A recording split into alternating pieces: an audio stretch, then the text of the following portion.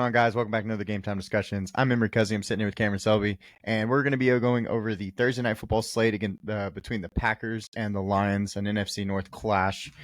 For right now, we've got a 51-point over-under and a -3.5 to Detroit currently.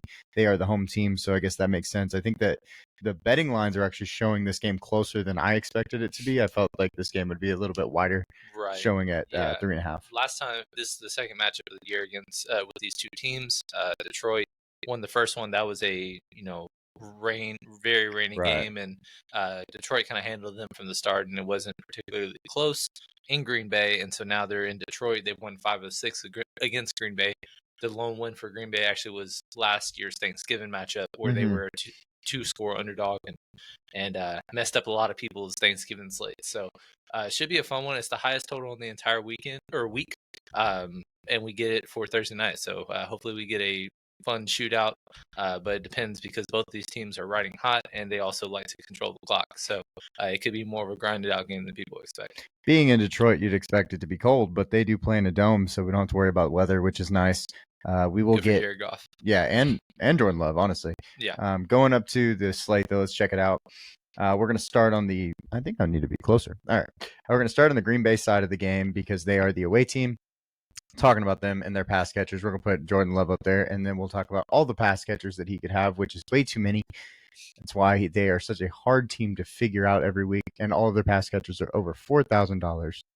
I think the best value on the slate is actually Bo Milton, who is $1,200, but I just don't know how you can get to him when everybody else is in play. The value honestly sucks this week, but fortunately, the price is pretty reasonable up top. So there's a lot of guys we'll get into, but a lot of this also has to do with the status of Romeo Doubs, which he missed because of a concussion. It is a short week. He was a limited participant in both Monday and Tuesday's practice. We're recording this as a Tuesday night. So last week we had Jake Ferguson miss a week because of concussion, played Thursday and missed the game. Right. So a lot of these, it's more of a guessing game.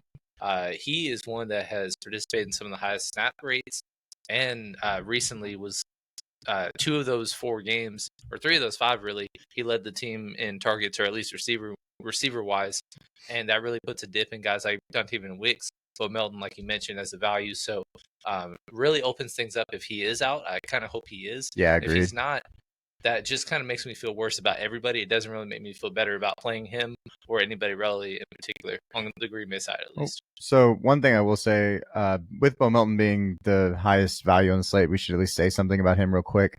With Romeo Doubs out last week, 0% on Romeo. He only got 9 total snaps, which is 17%. I don't think that's enough to warrant this, I guess, highest value player on the slate out of everybody. So I would probably just stay away. But talking about the guys that are going to play, it'll be Jaden Reed, Christian Watson, Dontayvion Wicks at wide receiver, and then Tucker Kraft if you wanted to go that route and see if he can catch you a touchdown like he has on a lot of slates like this, actually. So which guy do you want to talk about the most? Really, Jaden Reed is who sticks out to me the most. Price. Last time they played was his best receiving game in a long time, actually. He started out the season really strong from the receiving end, and obviously you see in the recent 3 weeks he hasn't eclipsed 30 yards. Obviously he had 2 touchdowns on Thanksgiving, which was awesome, but other than that, he's pretty much been a dud based on price. Right. And so now that kind of reflects because he's 7,600, but it's a really good spot. And if there's anybody that's going to take advantage, it's somebody on Green Bay side, and they're all kind of cheaper. Yep. There's another guy we'll have to talk about just for big play upside. I mean, these are those types of slates. So we actually have 2 guys on this slate if you conclude Jameson Williams, the other side, but he's been more consistent than Christian Watson. Christian Watson is the big play guy, though. As you can see, 46-yard reception, 60-yard reception, 44-yard reception. He gets those types of plays every once in a while, but when he doesn't, he's not very good.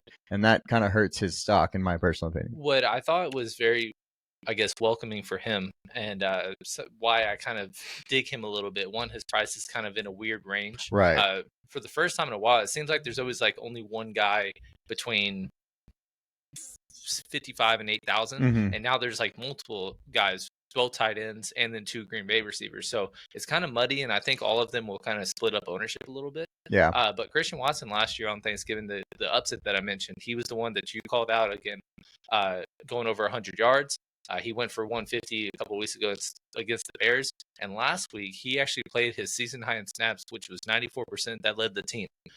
Even though he was started on the team in targets, he caught 2 deep balls, one for 21 and one for 46, respectively. Obviously, he's their big play guy. He's their Jameson Williams. If he gets it, that remains to be seen, but he's also in a good spot. It's just kind of hard to pick and choose on which one is actually going to be the one to go off. Right. And with Christian Watson, I mean, we do have some of him in best ball, of course, because of me.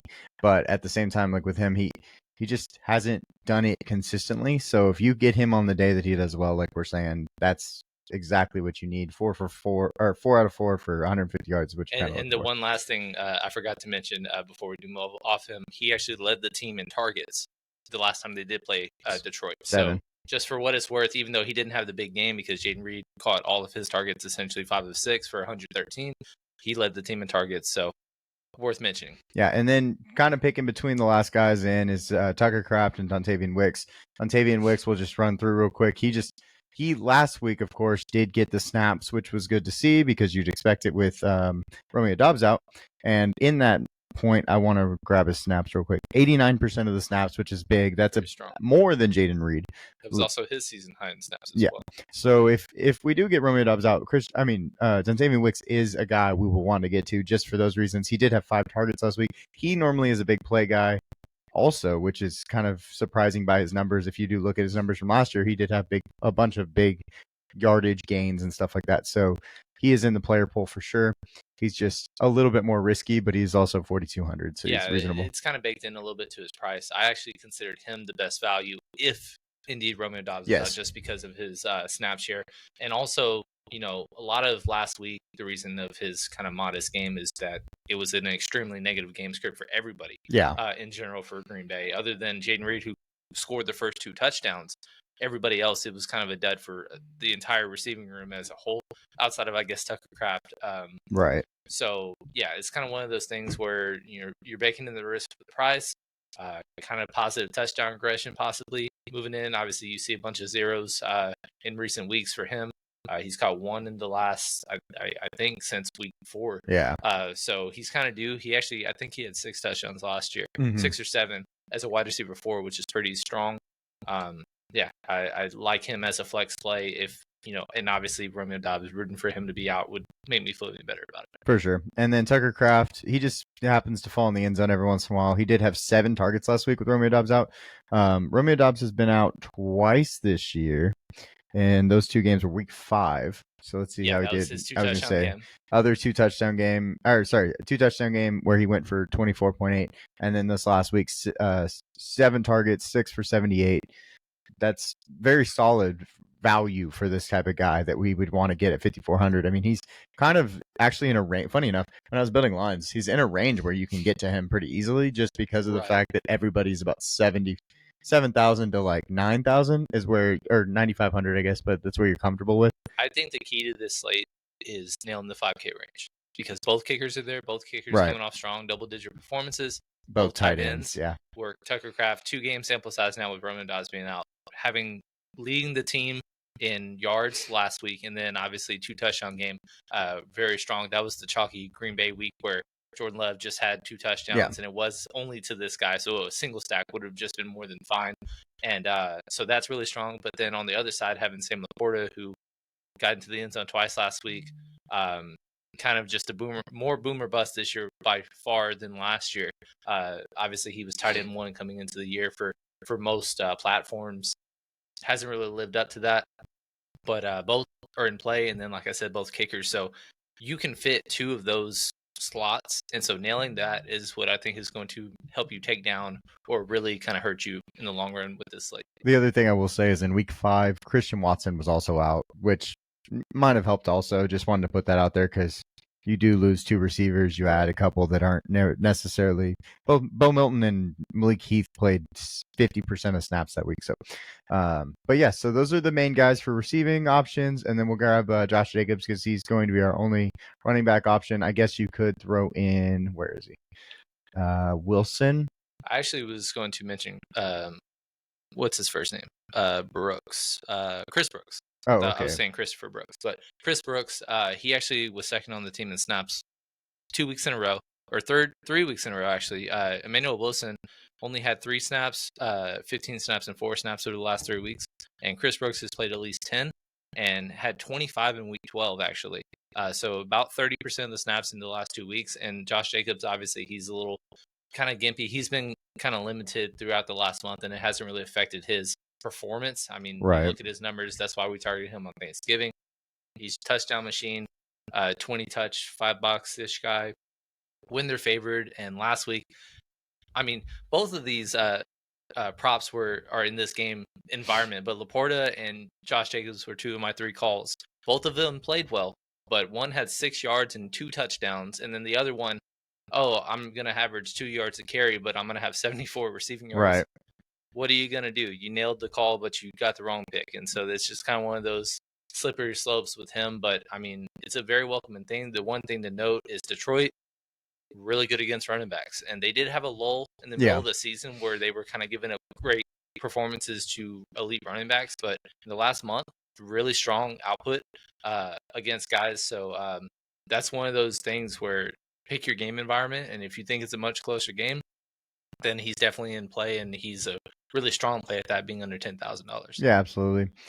Defense and kicker, McManus is going to be 5,000, and the defense I believe is 3,800, which is pretty cheap for a defense. But they are playing Detroit, who's been one of the best, as you can tell, third this year.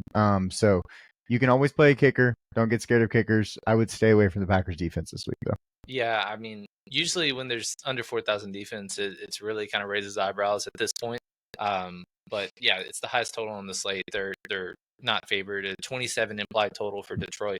It's kind of hard to make up the case unless you're gonna do something like last night where Denver broke my heart and gave up 32 points. But 2 pick sixes, and that's all you need to still get 20 fantasy points. And yeah, they did really well on those things. But you're playing Jameis. That's kind of how that goes sometimes. Yards, yeah. Whatever. No big deal. And they won that game after we actually, I don't know how you ended up, but playing every single receiver for Cleveland was the answer last night. If you picked I was wrong almost because I picked Judy, but I didn't pick any other ones. Mm-hmm. So I was almost wrong in that way. I did double my money, but it was close. It was way closer than it should have been. Truly, I ended up not, because obviously faded Jameis, faded Judy, but my entire line was fire except for my captain, which was Bo Nix, which is what we both decided on over Cortland Sutton, which looked like a great call until there was 2 1-yard touchdown runs by Michael Burton and Javonte Williams, who had 1 yard rushing. Yep. And then obviously Cortland Sutton got to 100 yards as the game went on. So, but yeah, that's enough about that game. Let's get to the Detroit side of this one. All right. So talking about Detroit, let's get to the receivers. I'll put Goff in the captain spot, and we'll get the receivers out here. Jameson Williams, Amon-Ra, of course. Sam Laporta, 5,600, like we just talked about a little bit. Tim Patrick is the last guy in. Those are my guys that I'm putting in there. I don't know if you have a cheap guy that you want to talk about. Not really. I don't really see anybody on here either. So. According to RotoWire, the highest values are guys that are projected less than a point. And those are guys that haven't had a stat in multiple weeks over the last few. So really, truly, the highest value for somebody that actually is projected with stats is Bo Melton, like you mentioned. But then Sam Laporta after that, who's projected for a healthy 11.5, or 11.6 if you round up. Pretty solid, but again, boomer bust is how he's been. Jared Goff, he's kind of been more down than great as a fantasy asset, but when he is on, he's on. Right. The thing is with Green Bay, it's been much more inclined to target the run game against them than it has been the pass game. They're obviously top 5 against receivers, and then quarterbacks, it's not that great. I have the matchup for the fantasy as well. Yeah, obviously in the top 10. But a lot of that with rushing production, and Jared Goff doesn't really provide that. So basically with Detroit, you're nailing the touchdowns. And if it's a thing where, he's going to be involved on multiple scores, he's got to be in the pool. But if you think it's a 3-touchdown Detroit game and 2 of them are going to go to the running backs, obviously he's somebody that you don't really need to prioritize. Yeah. And talking about his receivers, I mean, Amon-Ra is the first guy you look at, of course, but he is the most expensive player on the slate. Actually, 10-2 is kind of cheap for the most expensive player on the slate. So they priced this slate a little bit more towards the even in the middle. So Amon-Ra is not a bad play. He just hasn't been producing at the level you need if you are going to pay for someone that's 10-2. This since the Jacksonville game where they just threw the ball everywhere and Jared Goff went for 38 points. Yeah, he's a great red zone threat. He's got 10 touchdowns. He's averaging about 19 fantasy points a game. He just doesn't have the volume really. So if he's not scoring touchdowns, obviously the last 2 weeks he did not. 12 points fantasy wise, you don't need that. Even if it is a minus $10,200. So he did go for a score against Green Bay, but it was 7 for 56, pretty inefficient, and would have ended up in that 12-point threshold had he not scored. So he's just one of those guys that he's going to be in the pool. If we did build 3 lines, I don't know if you need him in all 3, but it just kind of depends on how we do our first looks. I'll actually be really interested to see what your thoughts were, because I felt pretty good about my first look. Okay. I wanted to add this. Sam Laporta in the last 2 weeks has had 4 red zone targets, and that is definitely cutting into Amon Ra, obviously, because Laporta did have the 2 touchdowns. Well, actually, I'll pull him up now while we're talking about him. His second touchdown on that was crazy. That was a really nice play design, and why Ben Johnson is the hottest head coaching candidate name. It was really incredible having the motion and then just the fake pitch pass to him from the receiver position. It was pretty cool. But yeah, he's just somebody that's been very inconsistent. He back-to-back weeks under 20 yards. He has, at least his targets have gone up to 6 pretty flatly for the last 5 with 6 targets exactly. But it's just whether he scores or not, because if he scores, oh, look, 16, 15, 15. Oh, but when he doesn't score, less than 5 both games. Right. That's just kind of what you're living with. I think that Tucker Kraft at this point is the safer option. But Sam Laporta is kind of like the last guy in, is how I would view him. But I don't think his ownership will be high enough to where you need to be massively overweight to him. Yeah, I almost put him as my contrarian play, but then I went and looked, and I'm like, okay, well, he's not really contrarian, right? And so that was kind of like where it was. I bet he'll fall in like the 30 to 33 I was thinking threshold. 35-ish. And so to me, if you're building multiple lines, just kind of cover that ownership is how I would really truly do it. I don't know if I feel comfortable enough with him to take a stand on. Fair, yeah. I was thinking, if I thought he was going to be lower for some reason. Like I was like, oh well, 5,600. Sam Laporta hasn't played well. Maybe he'll be lower, but scoring the 2 touchdowns probably holds him in that 30 to 35-ish range, and so that kind of took away my my possible contrarian play. But Jameson Williams, when he's good, he's the best player for this offense, because he does get these 64-yard gains, but he has big-time duds also. So if you're going to play Jameson Williams, he is a true tournament play every week, but if he is playing well, like he started the year, 52, 50, 70, 37, big plays, 121 yards and stuff like that, you need him in your line. He just has been okay recently, though. Yeah, so with him, it's just whether or not that big play happens, because he'll have the 5-10 yard in route or dig, and then he'll have the 60-yard touchdown, and that's kind of what we've been living off of. We don't have a sample size for him because he was suspended for the first matchup against Green Bay, but he's in the pool. Yeah. Do you feel comfortable enough to put him in multiple lines? That's just the stand that you got to take, and I don't know if I'm comfortable with that, because there's a lot of value, but at the same time, of all the Green Bay receivers that are in that similar range, I don't think it's a question that he has more upside than all of them. Oh yeah, and that's actually something we'll talk about here in a second after we get through these guys. Tim Patrick is going to be on our list because he's looking at 20 points by Prize Picks has him at 20.5 receiving yards. So if he can get that, he's had 26, 55, and 48 in the last 3 games. I think he's a reasonable play at 3,400. He is actually the only value on the Detroit side. So, and it is worth noting that he was basically kind of split in time with Khalil Freeman, and he is now on IR. So basically, Tim Patrick, 4 of the last 6 weeks have been at least 70% of the snaps. So that's his snaps are going to be there. It's just whether or not the targets will be, and if the game environment presents itself, because there's some games where he's just targetless or just not even a factor, and a lot of that has to do with him. Oh, they're up 52-6, so okay, throw you the ball. Yeah, the only other guy that's actually getting snaps is Allen Robinson. I didn't put him on here, but he only had 10% of the snaps. He had 6% of the snaps, so he is really not even a value, and he's down here at $1,000. So it's just really hard to find somebody under Tim Patrick this week, other than, I guess, Bo Melton, if you want to go that route, but it's not comfortable. And I don't even think you really need to with this line. I think just take a couple stands and kind of live in your lowest. The lowest I would even go, honestly, is in the 2K range with picking your backup Green Bay running back. I don't even know if I would consider. I'm not even that comfortable about that. I know. Like, So I think I'm going 3,400 is my lowest with Tim Patrick because I'm really uncomfortable going lower than that. That's fine. Yeah, I think more balanced bills is kind of what I'm looking at this week. Yeah, for sure. But the guys that we have to talk about, both of these guys are in play. I'm even willing to play both of them in the same line. That's kind of how these guys go together.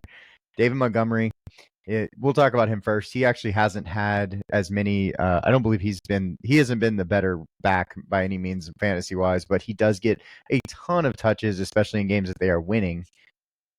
They could be up in this game, and you could see that game script that we'd like to see for David Montgomery because they have been so dominant. He fits it. So I think it's interesting because coming into this past week, we kind of faded him because of his limitations with the shoulder injury. And we thought, just kind of ride the high hand on top of that. 3 straight weeks, Jahmyr Gibbs outsnapped him. Yes. And so in the fourth quarter, they were kind of riding him a little bit. And lo and behold, we should have just been like, Dan Campbell just doesn't care. And nope. He's just going to give him 24 touches anyway.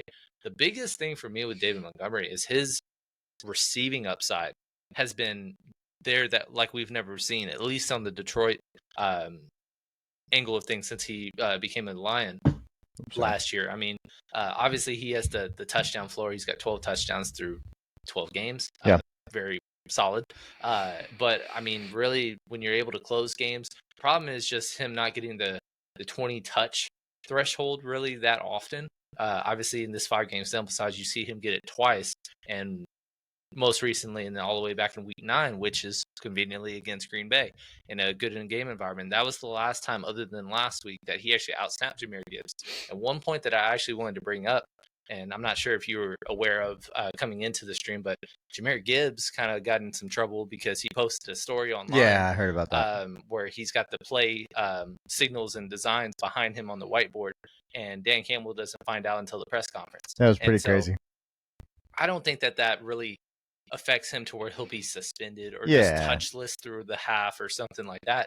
But I also don't think that's going to warrant, Jahmyr Gibbs, you're back to your 24 touches that you've seen, because obviously Jahmyr Gibbs we thought would be the Alvin Kamara PPR back. And really, he's had some breakaway plays through the receiving game, but otherwise, he hasn't really even had the floor of David Montgomery's pass catching upside all year. But my thing is, he's been the boom guy that averages over 5 yards to carry through most games, and he can break it. But he also, isn't really getting enough touches to get the bonus. So really, they're kind of just eating into each other's workloads. So I actually am kind of siding with David Montgomery in this matchup. If you had to choose one, do you feel the same way, or do you still kind of want to ride the Jahmyr train? I mean, I guess if I projected like points wise, let's go. Actually, I want to see who has more fantasy points projected. It is Jahmyr Gibbs, but it's actually by 2 points. Wow. All right, Roto, you're tripping. I think they're about the same, and their prices are very similar. So I think you pick your favorite. I would lean Jahmyr personally, but I kind of always lean Jahmyr a little bit over David, and then I get beat by David. So let's just, I guess, like, I don't have a strong lean, but I would probably side with Jahmyr, just as long as the other problem is he did lose a fumble last week, and that worries me with, like you said. Yeah, that's kind of what turned the game around. They were about to go up, 3 scores, I think. And then Chicago kind of stayed in the game, and they came all the way back. And a lot of it was because they didn't even get a field goal out of that drive, and it was just 16-0 at halftime. So I think Jahmyr is a fine play. I'm not fading him by any means. But if I had to choose one, I think I'm going David. On top of having the better game, the last matchup against Green Bay, it still sticks in my mind last year on Thursday Night Football, where David Montgomery went for his 3-touchdown, 100-yard game. I remember that. We were waiting for Jahmyr Gibbs he was starting to trend into getting a workload, and all of a sudden flatlined in favor of David, who just went off. So I think this game environment really presents itself well for David. But I think a great way to be different in tournaments is doing a double Detroit running back, which favors both of them. Yeah. And so if you think that they score 2 to 3 touchdowns and they're both involved, like they have been multiple times in recent weeks, I think that's a great call. Okay. Well, don't worry. We'll see one of those. Let's go on to our how do you see this game going first off? So I actually don't see us hitting that over. Obviously 51 point total is the highest on the slate, like I said. I put it Detroit winning 24-20 in a grinded out game. I think these two teams just kind of want to control the ball, time of possession, and all that stuff. So really limiting the big plays, and it's just a grinded out game. And so raw points is kind of what I'm looking at in a 24-20 game, and that's why I'm kind of siding with Detroit. Obviously, with their run game in a better matchup, and then obviously David Montgomery and Jahmyr Gibbs leading the way. Fair enough. I actually have it kind of similar. You had it 24-20. You see it closer than I do. I have it 28-17. I think that Detroit's too good, and I know that Green Bay's been playing well, but at the same time, like, it doesn't really matter when you run into someone that is just that much better than you. They're probably just going to continue to beat you. Mm-hmm. And 28-17 is what I have. Just Detroit's more complete. Both running backs are in play, like we talked about, and I want to attack the running game over the passing attack. We do see how we just explained it is we expect lots of rushing upside for both of these guys, and then expecting less throwing. But on the other side of the game, I expect Green Bay to throw the ball a lot. So my favorite play on that side of the ball, as we said, is Jayden Reed. We need a receiver and possibly Jordan Love on that side if we are expecting the running game to be so good for Detroit. Gotcha. So, yeah. So it'll be interesting because I think there's a really good chance, even though I'm projecting 3 field goals, I guess, with my score. Right. You're actually only projecting 1. Mm-hmm. I really think this is a good opportunity for kickers. I looked at the weather and it's going to be chilly, but clear weather without issue. So I think one of these kickers is viable. And obviously, like I said, you got to nail that 5K range. So hard to have a lean between either because both of them have hit double digits multiple times in recent weeks. But yeah, that's just kind of something worth mentioning. Yeah. Looking at the must plays though, I'm betting yours is David Montgomery. Yes. Because you are talking him up. It's the safest thing. I think he's captain viable, but not somebody I'm going to lock in at captain. I just don't think I can make a line that I feel comfortable without him in. If that makes sense. Him being under $9,000. A full week to heal, obviously, from his shoulder injury, and they gave him 24 touches anyway, 24 opportunities at least in scoring, and he had the workload at the very end of the game. I think it's a great spot that he can really take advantage of. I think this is one of those weeks where I'm actually comfortable only doing one line, and normally I don't say that because normally there's a bunch of lines I want to make, but truly I don't feel like we have to make a bunch of lines this week. I feel like we're pretty confident in the style of play. Mm-hmm. So my must play is Jayden Reed. Because I have to play, I feel like I have to play Green Bay receiver. And I will be playing the Detroit running backs, both of them. But Jayden Reed is the guy that I think has the best upside out of those Green Bay receivers that we have to have. Because I'm not going to be playing Josh Jacobs. As I can see, Josh Jacobs is your fade, which I think is very interesting just because he has such a good recent track record. To me, it's kind of coming down to Jacobs versus Amon-Ra. And I obviously considered Goff as well. But really, it's just kind of who is less or more likely to have the dud. Yeah. And I just kind of gave it to Amon-Ra. Both of them tough matchups. I don't really fault you either way, but really the way I'm prioritizing this game is Detroit run game, Green Bay pass game. And obviously, Josh Jacobs did go for a 74-yard receiving in last week, but that's not something he's typically known for. It's more grinded out and then small yardage checkdowns, if that. So that's just kind of the way I sided. Perfect. Don't feel great about it, but you got to take a stand in one of these guys, and I just decided to go with Josh Jacobs. My stand is Jared Goff. I'm going against the same way you just talked about it. I'm going against the pass game for Detroit, so I will not be playing the quarterback.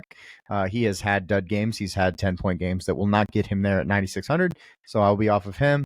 Then our contrarian plays. I see Christian Watson for you, $6,600 Christian Watson. And again, this has a lot to do with whether or not Romeo Doubs plays, but he's the big play guy. I think he will be the least owned of the pretending Doubs is out between the 5K tight ends and then all the way up to Jameson Williams. I think Christian Watson's going to be the least prioritized out of all of those options, and so that's why I like him, just because he does have an opportunity that presents itself. Like I said, previous season high in snaps last week, led the team in targets last time against Detroit, and then obviously last time they played last year, he had a 100-yard game in their upset win. Perfect. And I'm going to go with Tim Patrick because he is the cheapest guy that I'm willing to play from the Detroit side. I do think if you are going to go with a Detroit pass catching build, he will probably end up in it because at 3,400 he just makes things work. Right. Because then you can also still get, if you're going on the other side of this game and you think it's going to play out a different way, game script wise, Josh Jacobs being in your line, you want Jared Goff and Amon-Ra, and then Tim Patrick. Just set your lineup for those middle range guys because there's a lot of guys between 5,000 and about 8,000. So it gives you an opportunity to get into that range, and he fits the best. So if you do want to go with one of the cheaper guys, I side Tim Patrick over everybody else. Gotcha. Yeah, and I know I did say I would not fault you with going in the 2K range with either of the running backs. That's purely just because if everything else is a dud down low, I could see Chris Brooks having his 7 touches that he's had in recent weeks. If you want to click on his game log, actually, he had 5 opportunities last week, 5, and then but he's had multiple targets. Was that 9 targets over the last 4 games? Yeah, that's kind of why as a default, if you want to go that route, 2.4 is not much at all to feel comfortable with or be good about.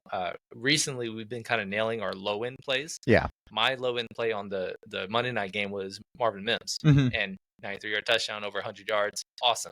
Still didn't cash, is what it is, but he did his part at least. Right, and for you've sure. nailed some a lot recently as well. But this week there really isn't much of that. So I kind of agree with you, even though I did mention 2K range. Don't go lower than that. But I still don't even know if I'll even go that low. Tim Patrick is kind of like the barrier, like you mentioned earlier. I don't remember who I played last night as my cheap guy. Let me check. But I will say my cheap guy was Jamari Thrash. He had 3.1, which was not helpful. Well, for $1,000, but yeah, we also didn't expect a 73-point total. Right, and Marvin Mims going for 21.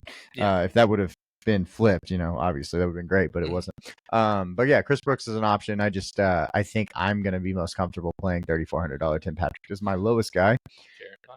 I think I'm gonna go first today because I normally make you go first. So, and I make Dustin go first. So whoever's sitting next to me normally gets to go because I got the mouse. We're gonna start off with our captain. It's going to be Jahmyr Gibbs. Okay. If you wanted to do David Montgomery, obviously he fits here in this line because he's cheaper. Gotcha.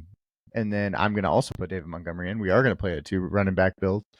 Then, because I'm going with the running backs on that side of the ball, I'm going to go with the pass catching of Jaden Reed and Jordan Love because pair them together.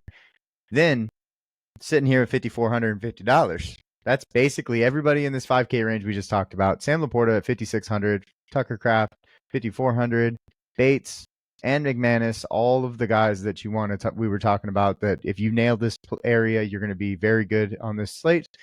I'm going to hit Tucker Kraft, pair him with Jordan Love, and that leaves me just enough money for Bates. I think that is the most comfortable I'll be. I know my total is 28, but I'm in that range. I don't know necessarily if I think it's just going to be 4 straight touchdowns. It could be multiple field goals. Bates has been really good this year, so this is where I'm at. Yeah, I don't mind that build at all. I think even though you did say you'd be comfortable with one build, and I completely don't fault you for that because it sounds like we're doing the Josh Jacobs and Jared Goff fades, so we're making multiple decisions together to feel like we're building a similar line. But if you do 3, I think the way to kind of how I want to go about it is making sure one of those 2 Detroit running backs I'm over 100%, or I'm not over 100%. Yeah, 100%. Technically, you could be if you put him in captain. Yeah. That's kind of how you do it. But one being 100% owned to, and then the other being 66%, but one lineup having both of them. That's kind of how I think a good way to be over the field of running backs are this week. But yeah, I like that build. All right, your turn. All right. Are you going with David? No. Oh, okay. I'm going with Jaden Reed at captain. Okay, perfectly fine. That means you're going to do that, and you're probably going to put in Jordan Love. We're going to do the salvage narrative. Obviously Jordan Love. David Montgomery, obviously wanted to be 100%. Spoiler alert. I'm putting Amon-Ra in here for the floor. Just like him up top, but obviously, can maneuver around if you want to. I'm going Brandon McManus as my kicker by default. And then Tucker Kraft is my last guy in. Probably McManus is my last guy in. But regardless, it's a good 4-2 build to me, even though they're playing from Detroit is the team that I'm targeting and wanting to win this game. I just think that this is the narrative and build that I think would be the safest. Fair enough. Good, solid cash build to me because you're not going below $5,000 and you're getting basically tight end 1, wide receiver 1, wide receiver 1, one of the 2 running backs, and the quarterback to pair with multiple pass catchers. Yeah, absolutely. I completely agree. This is a beautiful line. Do you want to make one more that is a little bit more tournament-y? Yeah. I want to see what your tournament feel would be. With this being said, you want to pretend that Romeo is in or out? Out. Okay. I think that's kind of where we're sitting at the That's moment. You pick the running back that we're going to put a cap because we're still going to put one of them at cap, I think. Let's go with David. Okay. Captain. And then see. So let's put him in, and then we'll put your tournament play in. Okay. We'll go get my tournament play for 3,400. Okay. 88.50. So then putting Jaden Reed. I don't know if you can get off of Jaden Reed. I agree in this game. But I just wanted to not enough. fall apart there. Yeah. But it could just. This is not normal, but. Wait, what? Yeah, David's cheaper than. Oh, what the hell? Yeah, Jordan. You're right. It's all good. Yeah, I mean that's fine. We can. Could always just put Jaden back up there, but. So you're wanting to get all the way up to Amon-Ra? I was trying to put him in there, but he's not. I don't know what. I think he'll probably be pretty chalky. Let's look. I think he might be the highest owned flex play. Yes, I think that's fair. And I don't know if he'll be the highest owned captain. Usually those kind of correlate with one another, but I don't know because of the running back prices and because of all the Green Bay cheap receivers. I think it'll be pretty spread out actually at captain this week. But flex wise, I think he'll probably be north of 67%, which is going to be tough to fit all or have confidence in him in all 3 lines just because his recent games against Green Bay, it's if he doesn't score, he's not really returning value. Can't do that. No quarterbacks. No quarterbacks.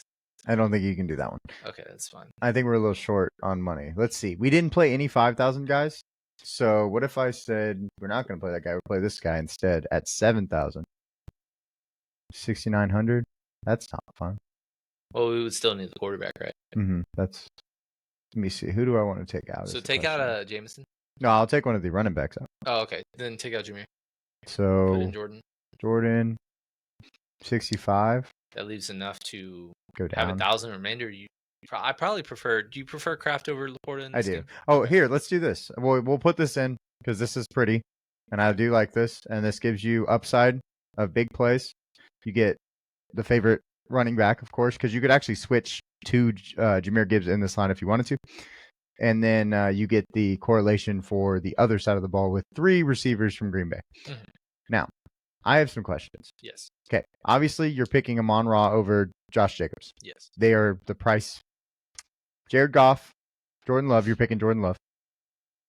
And then Gibbs and Montgomery. Because look at these prices. I mean, they set it up this way on purpose, right? Yeah. So you have to pick one of these guys. You have to pick one of these guys. You pick one of those guys. So you're going with Montgomery. I think I'm going Gibbs, but it's close. Then it's Jaden Reed and Jameson Williams. So obviously we're going Jaden Reed. So you can kind of see a pattern, guys, like where these breaks are. The reason we can build lines this way is because we already know which side of those guys we're going with. The next question, though, obviously Christian Watson is by himself.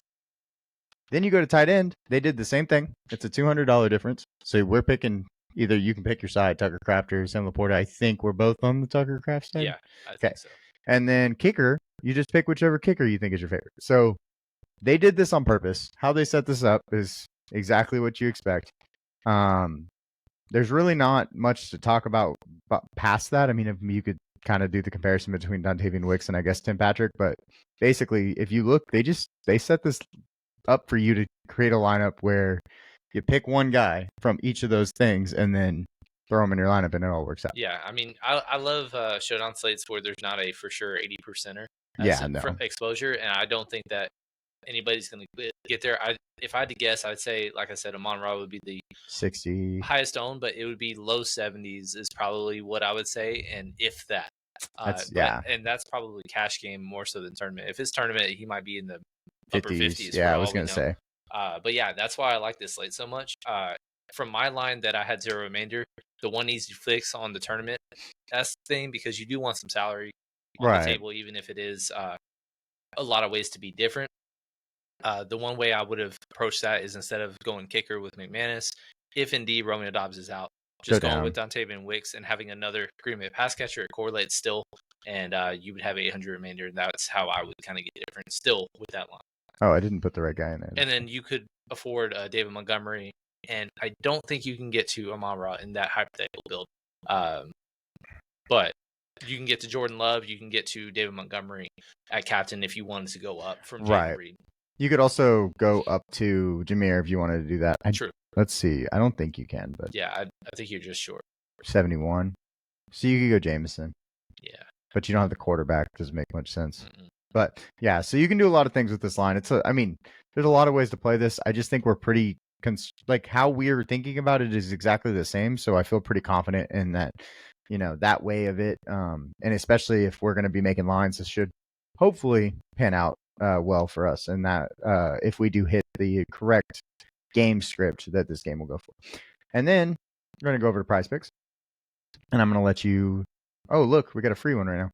Jameer Gibbs, 53.5. Yeah, it's Taco Tuesday as of now, so we got an hour to fit in that line. I'm actually kind of a little scared of some trap with that, so I don't even think I'm going to play it. Okay.